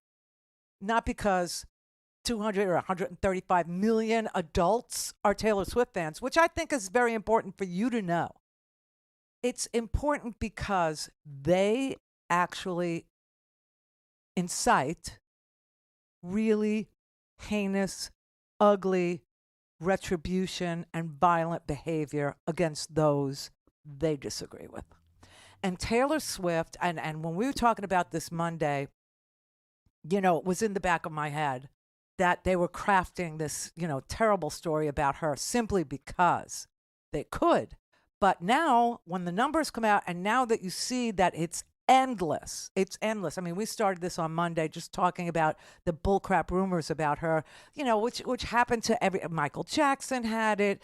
I mean, every super fan, Elvis Presley had it. The aura of what goes on in their lives, and whether or not they're political. Elvis Presley went to the White House and, he loved Richard Nixon, right? This is as old as pop. This is as old as R&B. This is as old as jazz. This is as old as music, okay? This is an old, reliable story in this country. Music used to be about the union man, right? And it was folk music, and it was always about, always about the working guy, folk music. So this is nothing new. What is new is the internet. And that, on the internet, Taylor Swift, who is the icon of today's young adults, and everybody's entitled to have that period in their life. I mean, God knows I still go to concerts. Mr. over there, Mr. Kelly. Oh, I don't do that anymore. Well, too bad for you. So your life is joyless. Great. Happy to know that. Happy to know that's why you're a creepy old man on the TV trashing a superstar. Okay. But this artificial intelligence, this fake generated imagery has now attacked Taylor Swift, because that is what this vitriol does in the modern era. Now, as bad as it might have been to be Michael Jackson in the 80s and the early 90s, this did not exist. Can you imagine if it did? Can you imagine? Like the crap that would be out there as fake, but you would, they would say it was real. It's just. So there are not just photos of naked Taylor Swift, not just photos of Nazi, swear to God, Nazi Taylor Swift, but there are sex videos that are not real of Taylor Swift. Now, when her fans, and this is how this got noticed, okay, with all the testimony yesterday, the only way that Twitter knew Elon Musk, who wants to be paid $50 billion in salary, yeah, the only way they knew was the legions of her fans started to complain. They all registered complaints about these videos that they were seeing that were fake, that were gross, that were naked, that were nothing that she would ever do. And that's how Twitter found out about it. That's how, Elon Musk's, and Miss Yacarino yesterday, we want you to know that we are in on this fight. No, it was Taylor Swift's fans that flagged it and turned up these images and stopped it from being disseminated. Now, do you know what they had to do to make this go away on Twitter? They had to block out search terms Taylor Swift AI, Taylor Swift fake, Taylor Swift porn, Taylor Swift naked. They had to make her invisible. In order to stop it, they had to block any search for her. Now, if that's what they have to do to protect her, what chance do we have? None. Clear for takeoff. Randi Rhodes. Randi Rhodes. Randi Rhodes. RandiRhodes.com. This is Stephanie Miller, and here's what you missed. Oi. This story, man beheads his federal employee father and posts video of decapitated head on YouTube while calling for a revolution against the Biden regime and to fight the army of illegal immigrants. Police take him into custody. Sad. He went on about the woke army and LGBTQ people. And E. Jean Carroll, Taylor Swift, I'm sure, needs massive security because of these psychopaths. Yeah. And it's, so you're right, Chris, that's the part. I was saying to Jody before the show, I said, while it's hilarious, it's also deeply sad. It is. I'm more Taylor saddened Swift thing. and a little bit frightened by all of this too. Me too. Yeah, I mean, is this Ramaswamy? Is he one of the ones that started it? Yeah. He's a nutcase.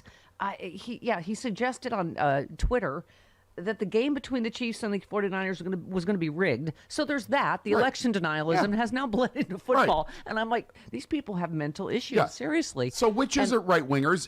Does Biden have to be propped up and fed by a tube, or is he this mastermind who is orchestrating all of this Taylor Swift stuff? And I love that it's like they're not a real couple. This is artificial, but first of all, they bought Tim Scott's girlfriend immediately.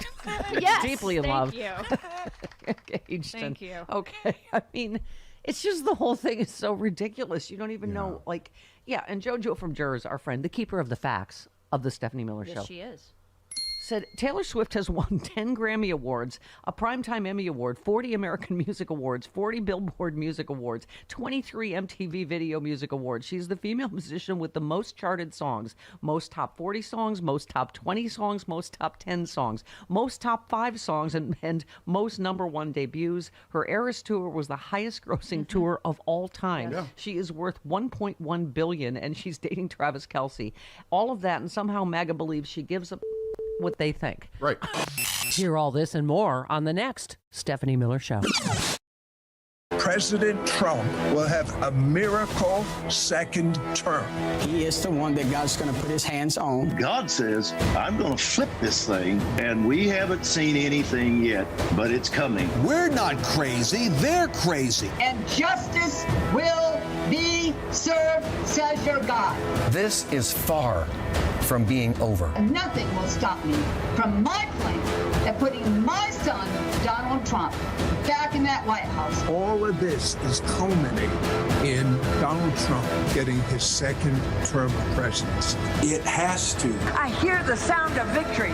I hear the sound of victory. Make America great again. That's what the Bible says. That is spiritual warfare. We'll take it by force. This is war.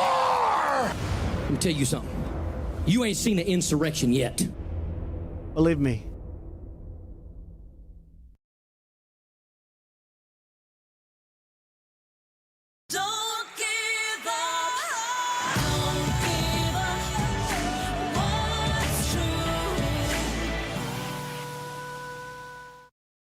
Call in, connect.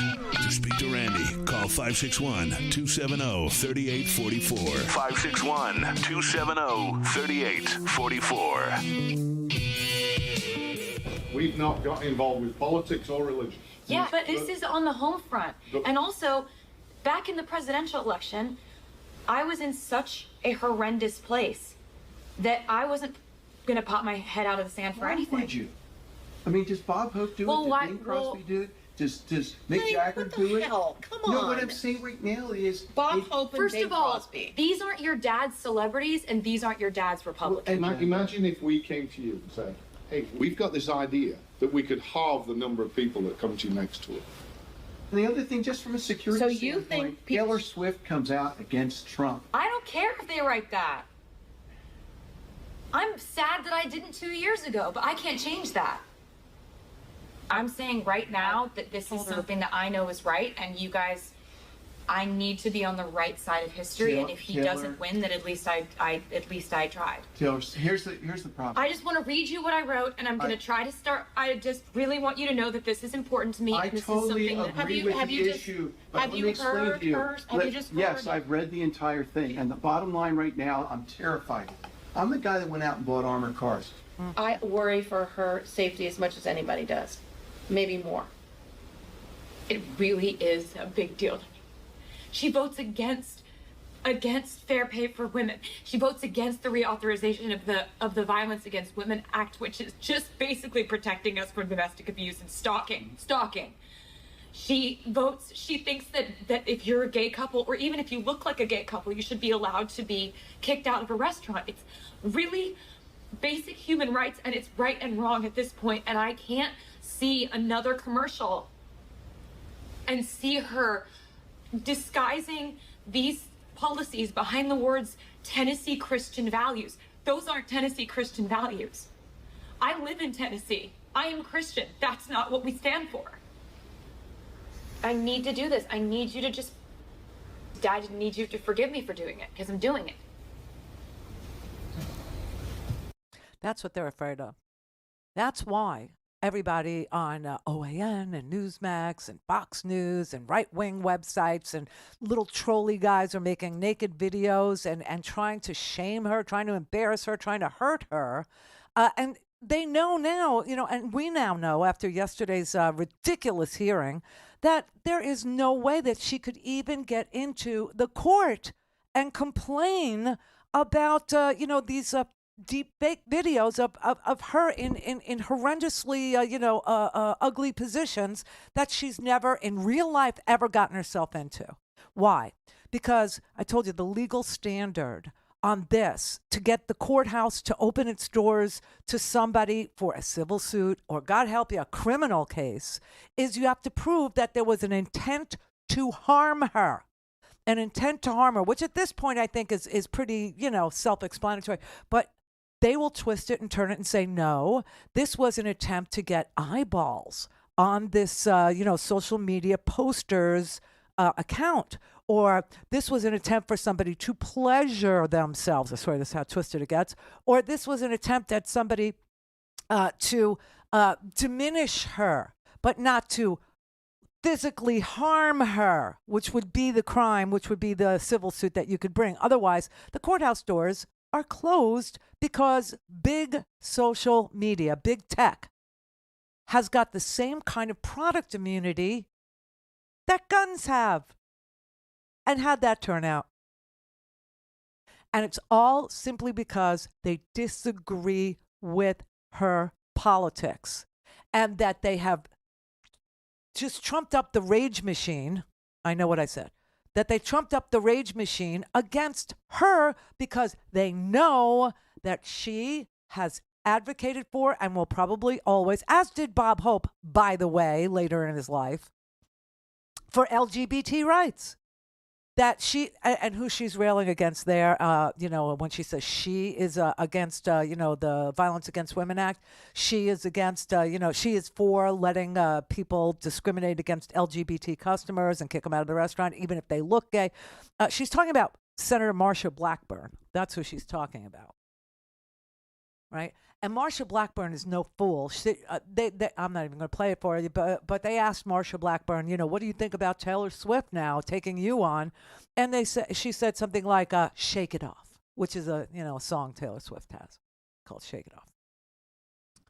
So she's not an idiot, Marsha Blackburn, but I mean these proxies. See, this is just like what's going on in the Middle East. You got these proxies running around the internet trying to destroy the reputation of a really beloved, and let's just be happy that somewhere, two things. In our culture, there is a light.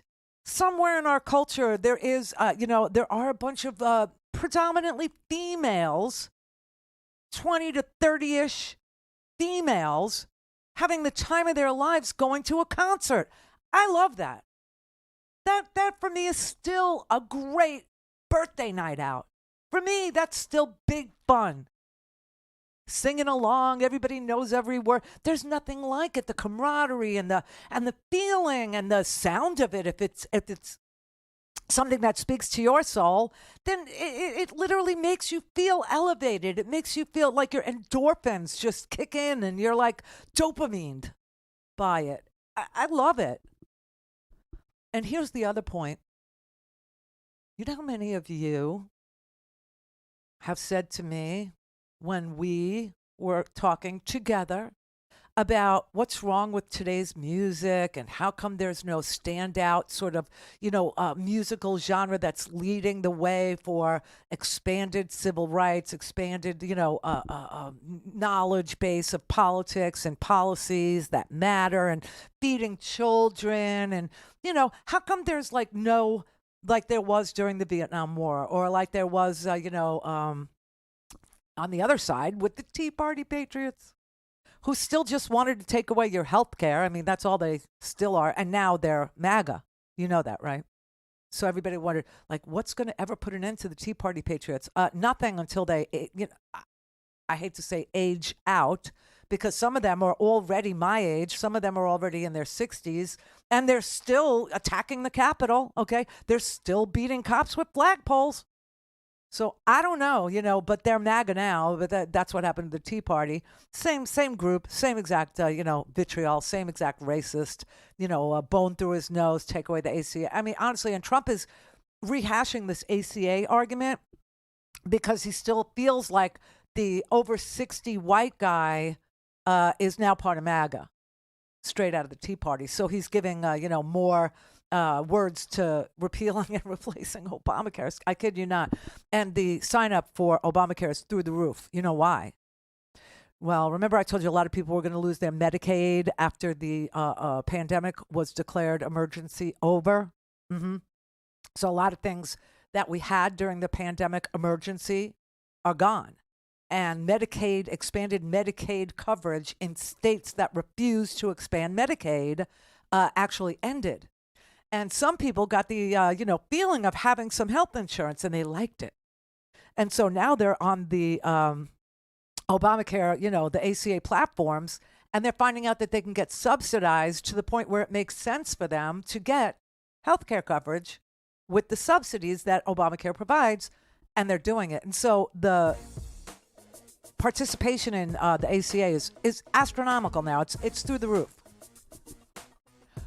But back to, you were all asking me, like, what musical celebrity or what genre of music is ever going to convince people to band together in the name of love and light and goodness and all things right and decent in America?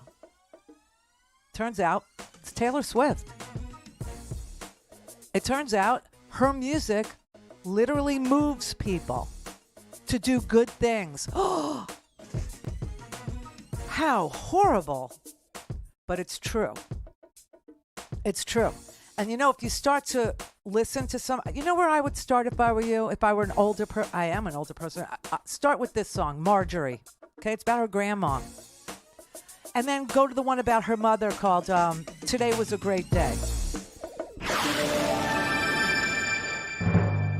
Clear for takeoff. Randi Rhodes.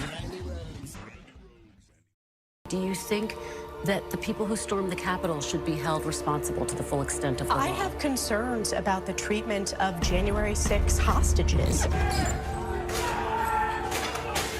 I speak to Pelosi? Yeah, we're coming. Oh, my kids, we're coming for you too. We can take that place.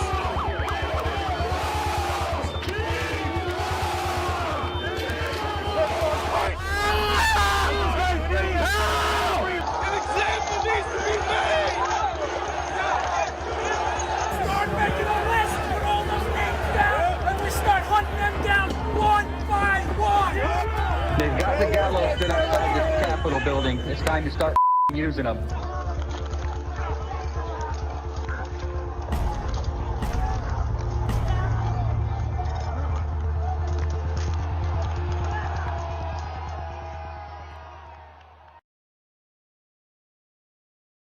There hasn't been a positive thing happen in this administration since it came about. Now, Teddy Roosevelt had the square deal. FDR had the New Deal. Truman had the fair deal.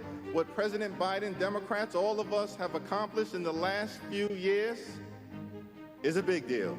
Results matter. Inflation now is down to 3.2%. Wages are up to 4.4%. The economy is booming, 5.2% GDP growth in the last quarter. With a gallon of gas now at the lowest Thanksgiving price since 2020, prices for gasoline down 9 straight weeks. By so many measures, the economy is in good shape. Unemployment near 50-year lows. Wages going up.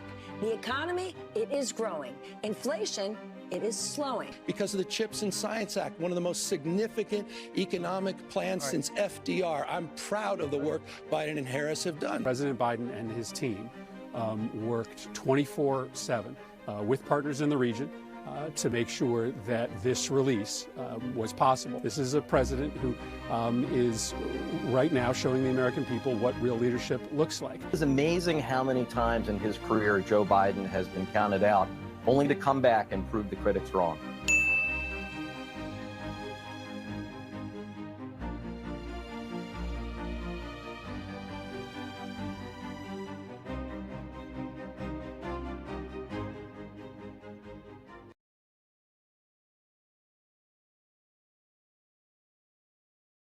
I got rid of Roe v. Wade. Well, should the woman be punished for having an abortion? There has to be some form of punishment. We will root out the radical left thugs that live like vermin. You would never abuse power as retribution against anybody. Trump wrote on social media, if you go after me, I'm coming after you. He says, you're not going to be a dictator, are you? I said, no, other than day one. I am your retribution. For 4 long years, Donald Trump disgraced America, laughing with mass-murdering dictators, Vladimir Putin's puppet. You know, the people of Crimea, from what I've heard, would rather be with Russia than where they were. The world laughed at us. You know, Hezbollah is very smart. They're all very smart. No more. The people of this nation have spoken. At this hour, my friends, democracy has prevailed. Today, America once again leads the free world. A respected leader, steady, determined, who knows America is great because America is good. We stand with Israel today, tomorrow, as we always have. Under President Biden, our friends are stronger, our enemies weaker. This is not about party or politics. This is about the security of the United States of America. A strong economy at home, a respected America abroad. President Joe Biden, an American president.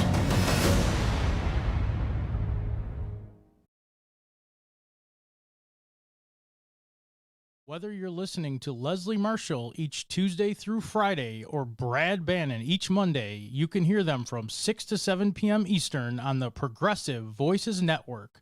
Here's a sample of what you'll hear. Scott Paul, he's president of the Alliance for American Manufacturing. While it may have been not a great year for manufacturing jobs, it was a boom year for the construction of new manufacturing facilities, factories, happening all over the country.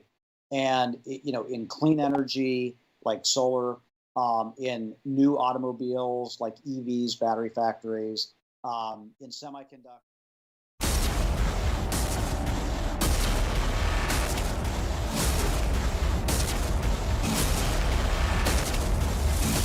Fatality. This is the Randi Rhodes Show. To speak with Randi, dial 561-270-3844. That's 561-270-3844. All right, Gary in Fort Lauderdale. Randi, what I don't understand is if all these maggots are not watching the NFL because Colin Kaepernick kneeled down, how the hell do they know that Travis Kelce and what's her name, Taylor Swift, are on TV? Well, they are watching it. But they're not watching it. They said they won't do it anymore because he kneeled down. Oh. You get it? Remember? Yeah. They're not going to watch the NFL anymore. I'll watch college. I'll watch high school. No more NFL. Well, Right, you know, this is the point that really needs to be made, too, is that when you have people that are near or around the NFL that aren't conservative people in their policy views, then the NFL sucks, right? Yeah. But when you have people like who are anti-vax, like what's his face, Aaron Rodgers, okay, then the NFL is the greatest. When you have military flyovers at the Super Bowl, then the NFL is fabulous. When you have the national anthem being sung by even Whitney Houston, the NFL is, it's okay. But God help you if the NFL assigns itself to Pfizer, and says you need to get a freaking shot to end a pandemic, then they suck. How about this question? What is the maggot more afraid of? Is it the dictionary, Taylor Swift, or Mickey Mouse? What do you think? All three. All three, exactly. It's a trifecta of fear for them. And, with all the horrors in the world today, the wars, the famines, the injustice, the climate change, it almost seems sinful enjoying watching these maggots freak out over all this. I know.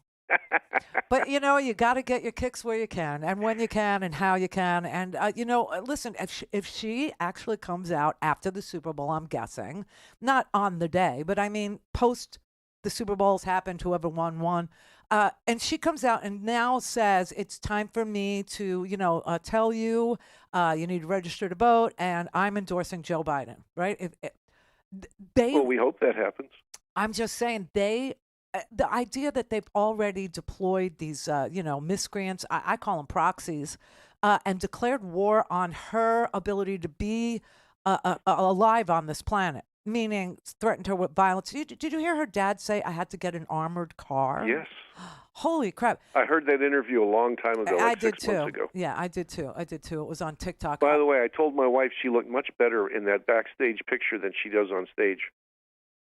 Oh, without the makeup? Without that white face and the red lips and everything. Oh, well, she likes that classic red lip thing. But I thought she looked better backstage. Because you like the granola girl. You like the natural. I do. I know.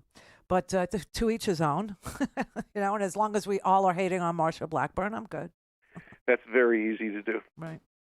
Thank you. Bye-bye. Bye. Okay, so I just want to show you this thing right here.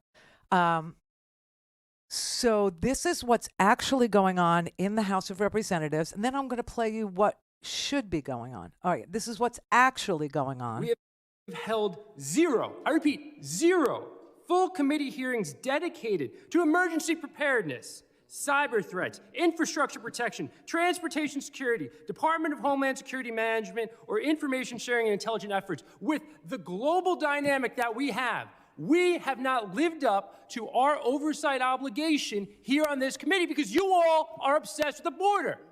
Because you bend the knee to the orange Jesus, as you refer to him across the aisle. That's what this is about. And we have failed our jurisdiction on this committee. So I'm tired of being lectured. I try to listen here. I try to be a team player. I really do. I try not to engage in the partisanship, but I've had it. I've listened to a lot of accusations here today. We are here on a sham impeachment hearing because of the partisanship of this committee, and enough is enough. Ms. Green asked the American people. The American people are listening. They are, and they're tired of the partisanship of this Republican majority that has failed to get things done. So that is Rob Menendez from New Jersey telling you that they are unable to do anything to protect this country on any level. And he said it's because you're obsessed with the border, but now we know that that obsession with the border is also fake. It's as fake as the nudes of Taylor Swift, okay? It's so fake, it's such an act because they've already told you that they will not give Joe Biden a win of any sort on the border. They want the issue. Donald Trump, it's all he's got is this racist, immigration baiting thing. And without it, he's nothing. And so they're not going to pass anything. If the Senate Republicans now ditch this bipartisan deal that they have reached with the president and with Senate Democrats, it is solely because Donald Trump has directed Republicans not to give Joe Biden a policy win in an election year because he wants to run on the chaos at the border. Right. That is the only reason this has been derailed, is because Donald Trump does not want Republicans to solve our problems. He wants the problems to persist so that he can use it for his election campaign. I mean, I don't know how much clearer anybody could be with you about this being the truth of that party. But that is what's actually going on in our government, in the Congress, okay? Bipartisan agreements that are 30 years overdue to solve a problem that is 30 years overdue for solving, for solutions, has now been reached an agreement. And the House of Representatives says two things. First, they tell us, you don't even know what's in it. You haven't seen it? I haven't seen it. This is an old ploy, by the way, because there are summaries of what's in the bill, and there are interviews with the people who, worked across party lines, like Langford from Oklahoma and Sinema from Arizona, saying what's in it and what's being mischaracterized about it. But now they're saying, there's no way the House will vote. You know why? Marjorie Taylor Greene. Let's talk about Border Patrol apprehensions between ports of entry at the southwest border of terrorists. And I have to say, it is pretty rich hearing the gentleman from Georgia express her concern about terrorism when she literally was selling defund the FBI t-shirts and hats on her website for $30 a piece. $30 for the shirts and another $30 for the hats. You don't get both for just the $30. The leading law enforcement agency tasked with combating terrorism in this country and keeping people safe. And she wants to defund it. So I am not going to take any lectures from her on securing this homeland from terror. I mean, the hypocrisy, you need a chainsaw to cut through it, right? This is a good guy, Seth Magaziner. He's a Democrat from Rhode Island. In the last 2 years of the Trump administration, 52% of migrants apprehended at the southern border were released, not detained. 52%, nearly 1 million people. I did not hear my Republican colleagues trying to impeach the secretary or acting secretary under the Trump administration during those years, but here they are trying to impeach Secretary Mayorkas for doing the exact same thing. Right. So we've had this problem for 30 years. There's been absolutely no desire to fix it on the part of the Republicans because they find this a very useful thing. Okay, so that is what's going on for real in the Senate. Let's go somewhere else where the executive and the government is not in Republican control, where it's not under Republican threat to vacate the chair if you solve any of America's problems during the re-election campaign of the Donald loser. Okay? This is Gretchen Whitmer in Michigan yesterday. We need to be a state of lifelong learners, and we know that education does not end after high school graduation. And that's why we've lowered the cost of college with the Michigan Achievement Scholarship. We made community college and job training for medical techs and electricians tuition-free for anyone 21 and older with the Michigan Reconnect. And today, I propose we go further. In our next budget, let's make the first 2 years of community college in Michigan tuition-free for every high school graduate. As Michiganders pursue an associate's degree or skills certificate at a community college, they can save an average of $4,000 on tuition. This is a transformational opportunity. We are broadening our vision of education beyond K through 12. Every single Michigander should be able to count on a free public education from pre-K through community college. That's what should be going on. That's what is going on in blue states like Michigan. But in the U.S. Congress, they're trying to impeach Alejandro Mayorkas and scream about immigration. Clear. RandiRhodes.com. 911, what's your emergency? America's healthcare system is broken, and people are dying. Welcome to Code WAC, where we shine a light on America's callous healthcare system, how it hurts us, and what we can do about it. I'm your host, Brenda Gazar.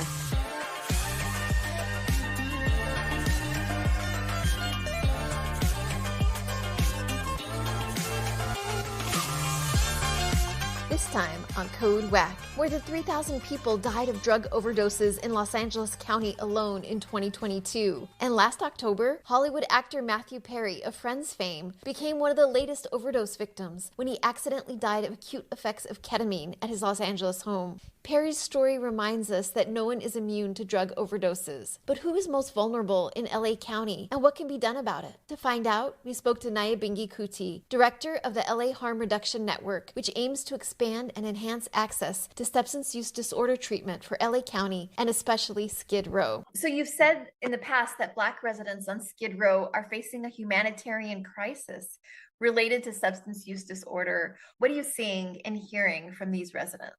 Well, what I'm hearing is a lack of residential beds there and the issue of quality of treatment that I mentioned. Many people that have died from overdoses have been in treatment multiple times. You know, if you listen to people like Perry and other celebrities that have overdosed and died, they've been in treatment before. And sometimes over 10 times. So that makes you wonder, well, why isn't treatment working? Get the full Code WAC story on ProgressiveVoices.com and on the PV app. Catch all our episodes by subscribing to Code WAC wherever you find your podcasts. This podcast is powered by Heal California, a nonprofit that uplifts the voices of those fighting for healthcare reform around the country. Until next time, stay healthy. Now, the top of the hour on the Progressive Voices channel on TuneIn presents the Green News Report. Aramco, the largest oil company in the world, will cut its planned maximum sustainable oil production capacity. Saudi Arabia ditches plans to expand oil production. Millions of Americans at risk of dangerous chemical train derailments, new study finds. Plus, and the new rules are all about saving money.